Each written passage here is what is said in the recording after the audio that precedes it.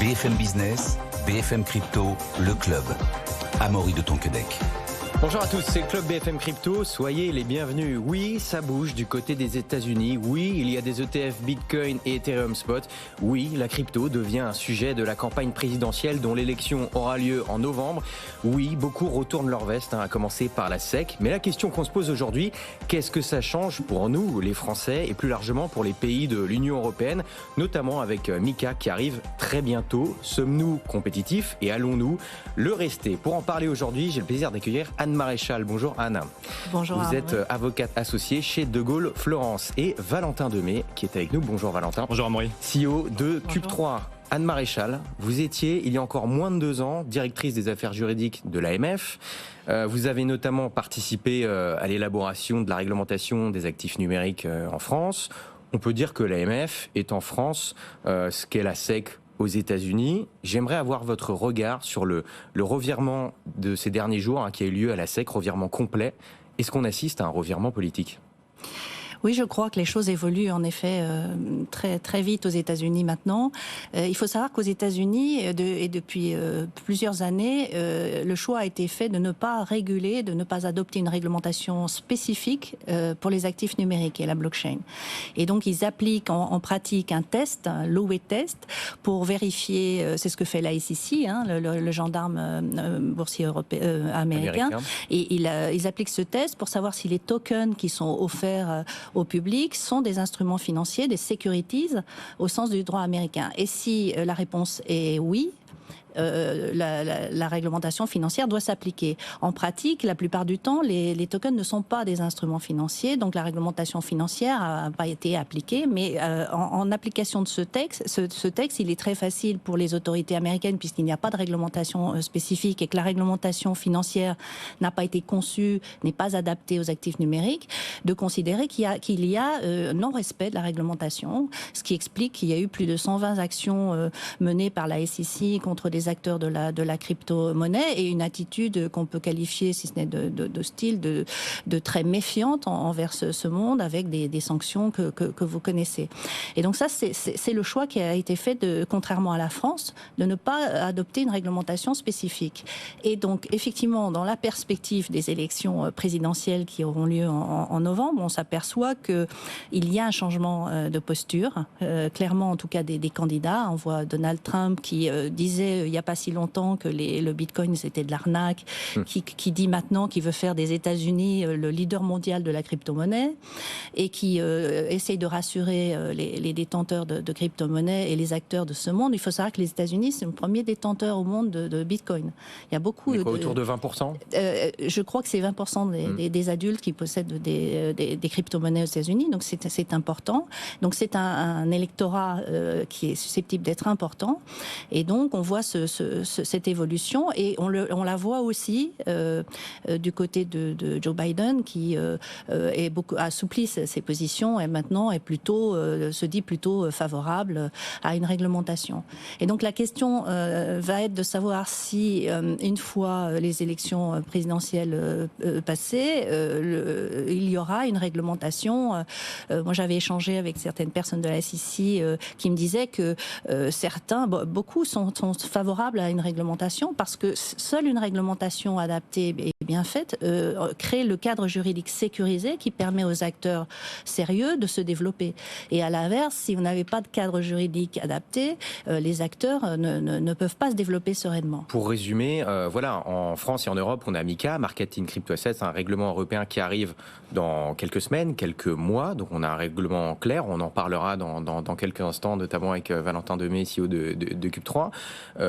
Mais aujourd'hui, jusqu'à il y a quelques jours, quelques semaines, on n'avait pas de choses qui étaient claires du côté des États-Unis. Et Anne, ce que vous êtes en train de nous dire, c'est que finalement, les élections arrivent, tout le monde se réveille parce qu'on se rend compte que finalement, il y a un électorat qui est sensible à ces enjeux de crypto-là, que nous, on bouge du côté de l'Europe.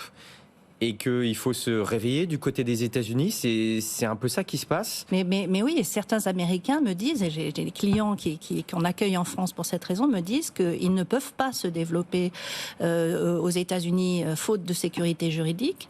Et on a la chance, nous en France, puisqu'on a un cadre à l'inverse, d'accueillir des gros acteurs, puisqu'il y a des acteurs très puissants américains. Par exemple, le géant des stablecoins Circle, que j'ai la chance de conseiller, a dit qu'il avait choisi la France pour s'installer. On a créé Circle France et il demande des agréments PSAN et émetteurs de monnaie électronique aujourd'hui en France pour émettre depuis la France l'USDC et l'Eurocoin depuis la France. Donc il va se développer, il va être réglementé sous MiCA et il va se développer en Europe parce que précisément il considère que le manque de sécurité juridique aux États-Unis était un frein à son développement et tous les acteurs sérieux de ce monde-là aux États-Unis souffrent de cette situation qui s'explique un peu, si on regarde un peu l'histoire, par le fait que, comme vous le savez, au départ, la blockchain, c'est un mouvement de libertaires, de personnes qui réagissaient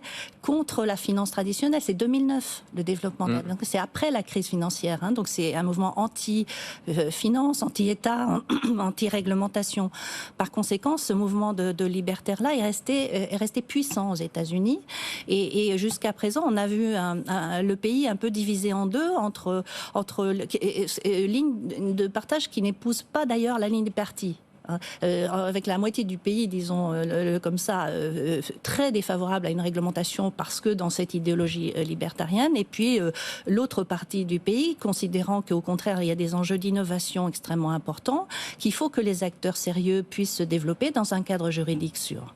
Et justement, ce cadre juridique, Valentin, j'aimerais avoir votre avis dans quelques instants. Mais d'abord, Anne, je profite de vous avez parlé de cadre libertarien aux États-Unis. C'est vrai que là, on va très très loin. La Chambre des représentants a voté un projet de loi pour interdire les fameuses MNBC, les monnaies numériques de banque centrale. Est-ce que nous, ça pourrait se passer en France et en Europe, l'Assemblée nationale qui vote une loi ou au niveau européen qui interdirait par exemple l'euro numérique?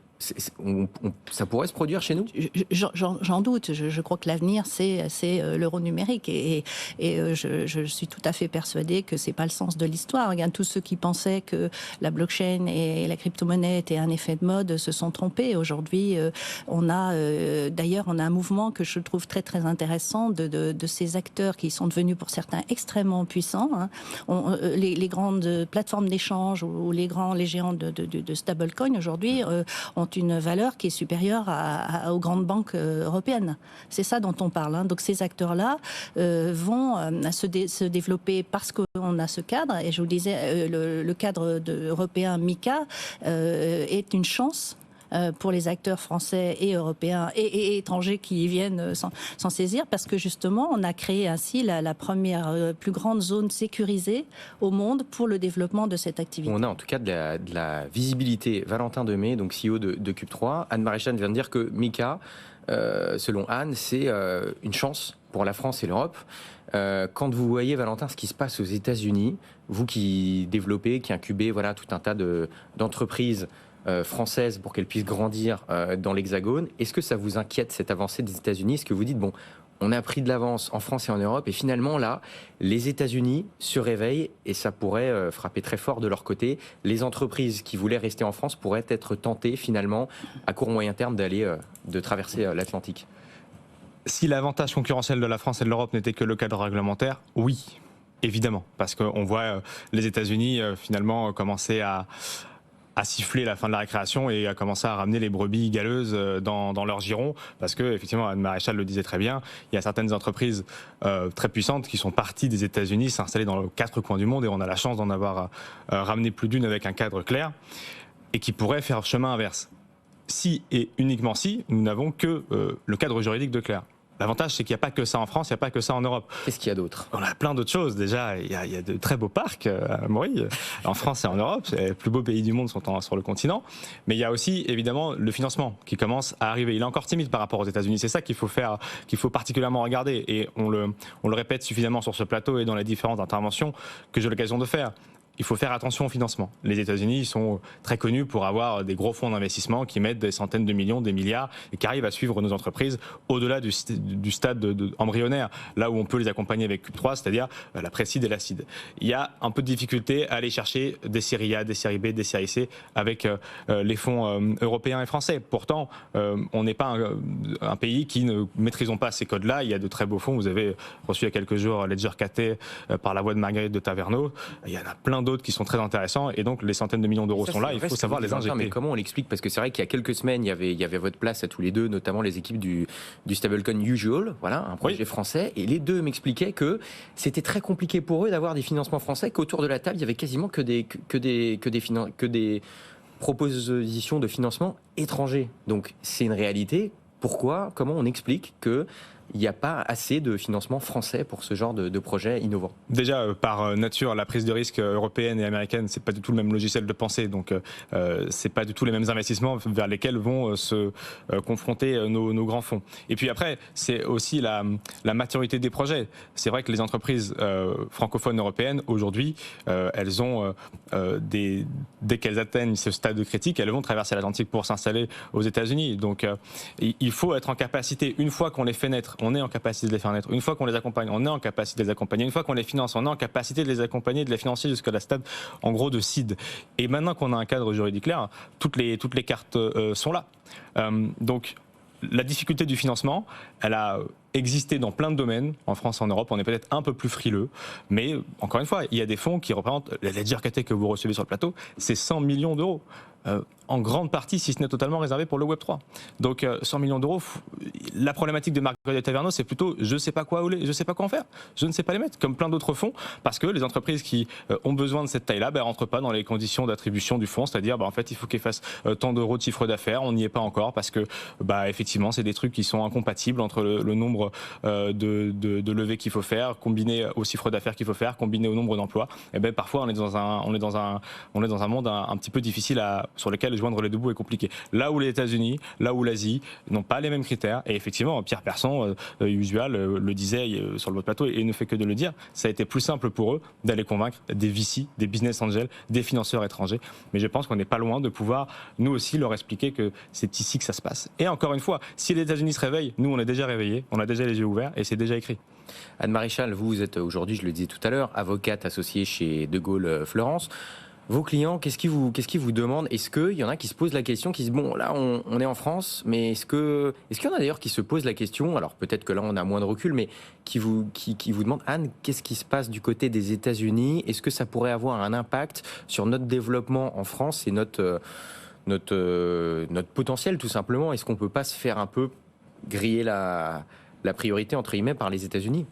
Alors, ce que je vois plutôt, comme je vous le disais, ce sont des Américains qui ont contacté les pouvoirs publics français, qui ont fait beaucoup pour expliquer qu'on avait un cadre juridique. Alors qu'ils voulaient venir en France, mais aujourd'hui, ces Américains, est-ce qu'ils se disent pas, ah bah non, finalement, je serais plutôt intéressé de retourner aux États-Unis maintenant que ça bouge? J'entends pas dire ça pour l'instant, mais je sais que certains de mes clients français et les grandes institutions financières, les grandes banques notamment, se disent les Américains qui bougent là, on a vu aussi l'autorisation des ETF, Bitcoin et Ether, ça ouvre la voie au développement des cryptos pour le grand public. Ces institutions, ces acteurs français se disent, comme d'habitude, on risque d'avoir un réveil des Américains et ils vont finir peut-être par nous imposer leurs standards alors qu'on avait de l'avance. Voilà ce que j'ai entendu dire et voilà ce qui est inquiétant parce que il faut imposer leurs standards sur la blockchain. Notamment, c'est ça que j'ai entendu et j'espère que c'est pas ce qui va se passer parce que on a des talents en France, on avait de l'avance, on a travaillé quand j'étais à l'AMF avec des acteurs français qui avaient vraiment de l'avance et qui me disaient ça, qui me disaient on a cette crainte parce que ça s'est déjà arrivé dans l'histoire. Donc il y en a qui ont cette crainte. Valentin, donc, vous nous disiez il y a un instant que finalement vous êtes positif par rapport au cadre qui est en train d'être mis en place par MiCA. Ce qui se passe aux États-Unis à court moyen terme n'a pas l'air de vous effrayer. Par contre, à part l'unique problème en France et en Europe, c'est quoi? C'est le financement? Non, il y a un double sujet quand même sur la partie réglementaire. C'est ce qu'on est en train de construire, ce que les différentes institutions sont en train de construire pour le cadre réglementaire est positif pour les boîtes de grande taille. Et effectivement, c'est la chasse gardée que nous avons aujourd'hui grâce à la réglementation, il ne faudrait pas qu'on se fasse marcher dessus, comme vous venez de le dire, Amaury, par les États-Unis. Là où il y a un angle mort, c'est pour les petites startups, pour qui MiCA ne correspond pas du tout. Et effectivement, on va avoir, là pour le coup, en France et en Europe, des dégâts considérables lorsque les jeunes entreprises vont avoir des nouveaux produits à proposer et qu'elles vont se confronter à un double problème, celui de ne pas pouvoir mettre 500 000 € sur la table pour avoir MiCA chaque année, et en même temps, de l'autre côté, ne pas pouvoir utiliser les services en marque blanche parce que le cadre juridique ne le permet pas. Et donc, la vague d'innovation qu'on connaît depuis 2017 jusqu'à aujourd'hui, elle, eh bien, il va y avoir de la casse entre les enregistrés PSAN aujourd'hui et les agréés PSAN demain, et MiCA, c'est évident. Par contre, la casse, elle sera d'autant plus douloureuse lorsque il n'y aura même plus d'innovation, parce que au tout début de chacun des projets, et nous on le voit très bien sur Cube 3 entre la saison 1 et la saison 2, eh bien, il y a toujours quelque chose qui est déjà régulé aujourd'hui, qui ne l'était pas à l'époque, qui est inaccessible parce que 500 000 € pour se lancer dans une activité, ça ne se trouve pas comme ça, on vient de parler des financements. Et donc on va se retrouver on a 5, 10, 15 acteurs établis, ce qui est un choix politique, par contre qui auront du mal à innover, parce que les nouvelles startups, que ce soit pour faire de la fusion-acquisition et autres, n'auront même pas l'occasion d'éclore dans un cadre juridique trop strict. Donc moi, c'est la conclusion qu'on a avec beaucoup d'acteurs. Il faut absolument permettre tout ce qui est le PSAN as a service, on utilise souvent ce terme-là, qui est un terme qu'on invente, parce qu'en fait, il n'existe pas aujourd'hui, mais il faut pouvoir créer cet espace-là, parce que sinon, au-delà des 15-20 boîtes qui resteront peut-être agréées demain, eh bien, il n'y en aura plus d'innovation sur le secteur européen, là où peut-être que les Américains prendront un pari différent, et l'innovation retournera de l'autre côté de l'Atlantique. Et ça, c'est le vrai danger. Maréchal, MiCA, c'est bien. MiCA qui arrive, on a de la clarté, mais est-ce que c'est adapté à tous? Et est-ce que tout le monde survivra, entre guillemets, à MiCA? Alors MiCA est incontestablement un agrément difficile à obtenir. Et c'est normal, je pense. Nous avons conçu. Il a été directement inspiré de l'agrément français, hein, donc je le connais bien. C'est normal qu'il soit exigeant parce que on est dans la finance. Les gens risquent de perdre leur argent. Alors, donc il faut que ce soit exigeant. C'est une chose, mais est-ce que, Valentin le soulignait, est-ce qu'il n'y a pas un problème d'accessibilité financière? Alors, c'est vrai que sans doute beaucoup de petits acteurs qui ont été enregistrés très tôt, qui n'avaient pas de moyens, et surtout, moi je mettrais peut-être moins le curseur dans la taille, mais dans la compréhension de la réglementation financière. Je le vois très bien avec mes clients, ceux qui viennent du monde de la finance comprennent très bien ces règles et seront capables d'aller à l'agrément MiCA. Il faut certes y mettre des moyens financiers et humains, mais ils le comprennent et j'aimerais dire, c'est culturel pour moi, la ligne de partage. Ceux-là vont y arriver. D'autres qui vraiment ne comprennent pas la réglementation, ne sont pas prêts à y mettre les moyens nécessaires, n'y arriveront pas. Et je pense qu'effectivement, il y aura sans doute une concentration. Mais encore une fois, c'est assez normal quand même que l'on ait des exigences importantes, notamment en matière de cybersécurité. Vous ne pouvez pas avoir un acteur qui ne met pas en place quelque chose. Donc pour vous, vous dites quelque part, on ne peut pas faire une omelette sans casser des œufs. Et oui, c'est compliqué, mais on est obligé d'avoir quelque part... Des exigences élevées. Et il faut protéger les investisseurs. Si vous voulez, il y a eu quand même, vous le savez, beaucoup de plateformes qui ont été hackées, il y a eu le non-respect des règles de lutte contre le blanchiment. Il faut donner toutes ces garanties. Sinon, c'est pas possible. Un agrément MiCA, c'est comparable à un agrément bancaire. Vous n'imaginez pas une banque non réglementée. Eh bien, ces acteurs de ce nouveau monde doivent accepter la réglementation. Mais vous, en tant qu'avocate qui accompagne des projets, est-ce que la marche n'est pas trop haute pour l'instant? Elle est trop haute pour certains, je pense. Mais est-ce que c'est pas finalement normal de faire une sélection entre ceux qui sont prêts et qui peuvent apporter ces garanties qui sont indispensables pour protéger les investisseurs et les autres? C'est ça la question pour les pouvoirs publics. Vous voyez, c'est important quand même de ne pas laisser se développer des acteurs qui ne sont pas capables, encore une fois, d'apporter ces garanties. Valentin Demey, la marche de MiCA pour certains projets, des projets qui sont bons, qui sont innovants, est-ce qu'elle est trop haute et est-ce qu'elle risque de tuer dans l'œuf des projets qui pourraient aller loin, mais qui, à cause, entre guillemets, ou avec ce cadre réglementaire très ou trop exigeant, vous allez nous le dire, la route pourrait s'arrêter? Moi, effectivement, sur la grille de lecture de Anne Maréchal le connaît par définition bien mieux, le cadre exact et ce qu'il y a dedans. On l'a beaucoup comparé à l'époque où on se voyait plus sur ce plateau Amaury à MIF 2 et tous ces sujets-là. C'était effectivement une réglementation bancaire. Moi, là où j'attire l'attention, c'est pas forcément c'est dans le cadre du débat sur l'Amérique et l'Europe. Si on vient à peine de voir que l'Amérique commence à retrouver une position, quelle posture vont-ils prendre? Si c'est une posture plus de l'innovation et du financement, on va se faire débouter. Il n'y a pas de Pour vous, sujet. Valentin, quel pourrait être le plus gros danger du côté des États-Unis? Voilà, qu'est-ce qui vous inquiéterait? Voilà. Moi, ce que je dis effectivement, et c'est plus, ça va dans le sens de Anne Maréchal. Évidemment, il faut réguler. Évidemment, on parle d'argent. Évidemment, on parle de dizaines, de centaines de milliards d'euros. Il n'y a pas de sujet. Par contre, si on parle de banques, là où on est dans une difficulté avec le secteur des actifs numériques, j'utilisais le terme PSAN as a service qui n'existe pas, c'est que, allez, 70% des services bancaires que vous allez utiliser, en fait, vous arrivez toujours à la même entreprise qui vous donne par marque grise ou par marque blanche la possibilité d'utiliser ces services-là et qui prend le risque et qui prend la réglementation pour vous. Là, on se retrouve avec des projets qui peuvent être extrêmement exigeants sur la fin du tunnel de l'innovation des actifs numériques en France, c'est-à-dire l'innovation qui est sortie il y a 3 mois et pourtant qui ne peut pas se mettre en place parce qu'elle ne peut pas avoir les agréments qui lui permettent juste de faire des achats et de la conservation crypto. Or, elle pourrait déléguer cette partie-là à quelqu'un qui a obtenu ces agréments. Et effectivement, il y aura une concentration, mais là, je suis d'accord avec les termes que vous avez utilisés. On ne fait pas d'omelette sans casser des œufs, disons-le, malheureusement, mais c'est comme ça. C'est la sélection. Mais par contre, on doit permettre aux entreprises qui font de l'innovation de rupture en bout de chaîne d'utiliser ceux qui ont fait les efforts et ont mis l'argent en début de chaîne, de faire la passerelle sur certains des points. Et je parlais à l'instant de l'achat et de la conservation des actifs numériques, c'est ce que concerne le PSAN aujourd'hui. Et donc, sur la montée en puissance de la réglementation en France, particulièrement, parce que c'est vrai que pour d'autres pays européens, ça peut être très violent, mais là, pour le coup, elle est montée en puissance gentiment. On a eu une petite vague d'enregistrement, on a eu une deuxième petite vague d'enregistrement renforcé, on a une troisième vague qui est l'agrément, et puis on a la quatrième vague, la plus grosse, et qui est MiCA. Donc je trouve que pour le coup, on n'a pas été trop mauvais là-dessus, mais que par contre, maintenant, il faut permettre de faire des ponts entre ceux qui ont 500 000 euros à mettre, parce qu'ils ont pris ce pari à l'époque, et ceux qui n'ont pas forcément besoin d'utiliser ces services-là, et qui sont juste quelque chose de supplémentaire en bout de chaîne, qui ne doivent pas se prendre la tête avec ces possibilités-là. Tout comme lorsque vous utilisez des applications bancaires, 80% des services que vous utilisez, c'est la même entreprise en bout de chaîne et c'est elle qui prend les risques contre un abonnement et la réglementation est la même. Et ça, ce n'est pas permis aujourd'hui et c'est ce qui on se fera débouter par les États-Unis si on ne prend pas ce choix-là, c'est certain. D'accord, donc la balle est plutôt dans notre camp, d'après vous, Valentin. Anne Maréchal, vous avez, vous l'aviez cité tout à l'heure, des gros clients qui viennent des États-Unis, qui se sont installés en France. Quel est un peu même question qu'à Valentin, quel est le plus gros risque? Qu'est-ce qui pourrait se passer aux États-Unis qui pourrait les tenter de retourner aux États-Unis, à ces acteurs-là? Bien, si la réglementation est clarifiée et qu'il n'y a plus cette épée de Damoclès des sanctions... qu'est-ce qu'ils pourraient trouver aux États-Unis qu'ils ne trouvent pas en Europe, en France? Ils pourraient tenter de se développer, de retourner aux États-Unis. Cela étant, les clients que je connais, ils ne sont pas partis complètement. Non, mais ils ne sont pas partis, mais là on parle de quelque chose d'un revirement extrêmement récent. Là, c'était quoi, il y a 15 jours maximum. Tout est allé très vite. C'est pour ça qu'on se pose la question.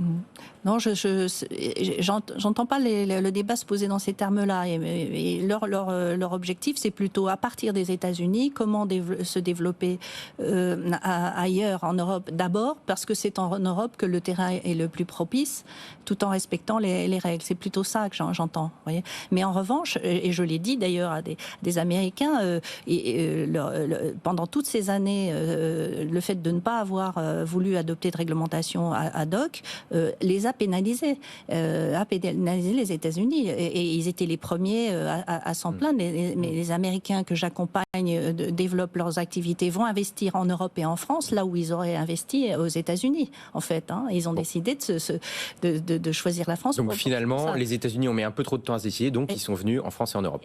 Oui, c'est ça. Tant mieux pour nous, quelque part. Et on a pris, regardez, combien d'avance on a pu prendre, puisque la loi française, la loi Pacte, qui définit le cadre juridique des actifs numériques et qui crée le régime PSAN, elle est de mai 2019. Vous voyez que ça fait déjà plusieurs années que nous avons une réglementation et on a, si vous voulez, ce cadre-là, on a mis du temps à le construire quand même et on l'a appliqué déjà, alors que les États-Unis, s'ils ont une réglementation après les présidentielles, ils auront encore les textes d'application à rédiger. Ça veut dire qu'ils ont donc ça va prendre énormément de retard sur le plan réglementaire. Donc on a déjà effectivement des personnes, des étrangers qui viennent s'installer en France parce que notre cadre réglementaire est pour l'instant en tout cas un des plus attractifs au monde dans le Web3. Valentin Demey, pour finir, CEO de Cube3, donc deuxième saison de Cube3, voilà, ça arrive. Vous, c'est des talents français pour la plupart qui sont venus pitcher à Angers. leurs projets, une trentaine de projets. Peut-être un mot sur cette deuxième promotion qui arrive. Oui, qui arrive à la rentrée, effectivement, on a reçu 120 candidatures. On est passé de 120 à 30 qu'on a fait venir à Angers sous vos yeux, Amaury, puisque vous étiez l'un de nos maîtres de cérémonie. Ça sortira sur YouTube d'ici un mois. Effectivement, nous avons nos 10 talents. Pas au montage. Ben, je suis en train de choisir en fonction des questions que vous aviez posées sur ce plateau, mais on fera un montage gentil. Et effectivement, non, la dizaine d'entreprises est prometteuse, mais encore une fois, on voit bien, et c'est pour ça que j'appuyais dans cette émission sur le sujet du PSANA de service, c'est que là, toute l'innovation de rupture qu'on est en train d'avoir sur des vrais sujets très intéressants, il ne faut pas qu'on la laisse partir en Suisse pour certains, parce qu'il y a d'autres raisons, aux États-Unis ou même en Asie, parce qu'ils sont très bien ici et ils souhaitent rester. Il faut qu'on soit un peu plus rapide et un peu plus à l'écoute des startups qui demain seront nos licornes. Merci beaucoup Valentin Demey, donc CEO Merci de Cube 3 et cérémonie, deuxième édition de la cérémonie de Cube 3 à retrouver sur YouTube mi-juin. Voilà, exactement, une date, tout à fait, le 24 juin. Très précis, voilà, 24 juin. Merci beaucoup Anne Maréchal d'avoir été avec nous, avocate associée chez De Gaulle Fleurance. Merci de nous avoir suivis, on se retrouve demain à 15h.